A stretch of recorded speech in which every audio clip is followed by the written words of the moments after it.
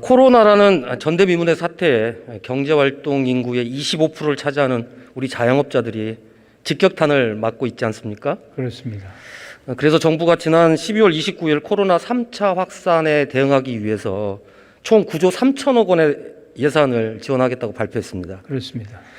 그중에 5조 원가량이 소상공인 지원입니다. 예. 그런데 이런 지원에도 불구하고 상인들이 헌법소원도 내고 그리고 방역 지침까지 거부하겠다는 움직임을 보이고 있는데 총리께서는 이런 이유가 뭐라고 생각하십니까? 예, 정부는 한다고 하지만 그래도 자영업자들이 겪고 있는 고통이나 손실에 비하면 턱없이 부족하지요. 그렇기 때문에 아마 참으로 견디다 못해서 그런 걱정을 하시는 게 아닌가 하는 생각이 들어서 정말 가슴이 아픕니다. 본 의원이 생각하기에는 고통분담의 형평성에 큰 문제가 있다고 보여집니다. K방역 성공의 핵심은 사실 고통을 나누는 데 있다고 생각하거든요. 그런데 자영업자들에게 일방적으로 희생을 강요한다고 생각하니까 버티는데도 한계가 있어서 이러한 반응들이 온다고 생각을 하고 있습니다. 자영업자들 전기료를 유예해 줬는데 결국 나중에 다 갚아야 될 빚이죠. 그런데 한국전력은 왜 고통분담에서 제외됐을까요? 또 저금리 대출 지원을 보면 국내 시중은행이 2020년도 3분기에만 이자 수익으로 10조 4천억 원을 챙겼습니다. 저금리 대출 지원에서 은행이 수익을 내고 있습니다. 그런데 왜 은행은 고통분담에서 제외돼야 합니까? 지난번에 휴대폰 요금 8천억 마련해서 지원했습니다. 이 돈도 결국은 통신 3사로 갔습니다. 왜 통신 3사는 고통분담에서 제외해야 합니까?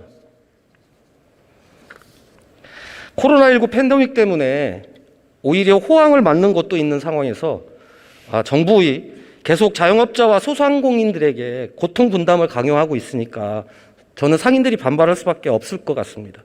결국 국민들이 쌓아올린 K방역이라는 큰 댐에 구멍이 생기기 시작했다는 반증이라는 것이죠. 그래서 총리께서는 이런 상황에서 K방역의 핵심 과제인 고통분담의 형평성을 기할 그런 방안들을 혹시 갖고 계시는지 질문드리겠습니다. 예, 사실은 제가 정말 고민하고 있는 부분 중에 하나를 의원님께서 지적을 해 주셨습니다. 죄 없는 자영업자 소상공인들이 엄청난 피해를 보고 있는데 일부 업종의 경우에는 평소보다 훨씬 더 호황을 누리는 업종도 있지 않습니까? 네.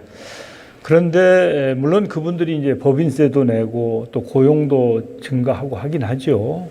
그렇지만은 이제 그분들이 추가로 부담하는 그런 부분이 이런 자영업자들이나 피해를 보는 쪽에 비하면 아무것도 아닌 상황이어서 이 세상이 그렇게 공평하지만은 않다.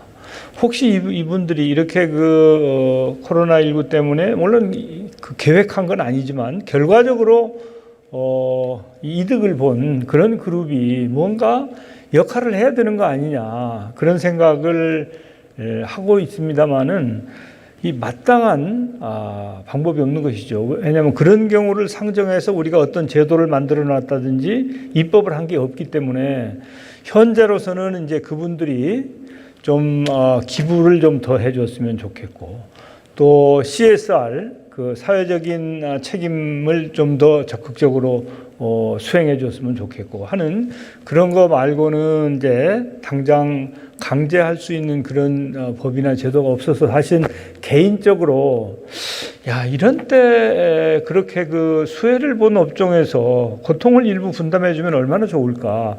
혹시 지혜로운 방법은 없을까? 그런 고민을 제가 사실은 하고 있는 중입니다. 그런데 아직은 제가 의원님께 말씀드릴 수 있는 그런 묘안을 만들어내지 못해서 유감스럽습니다.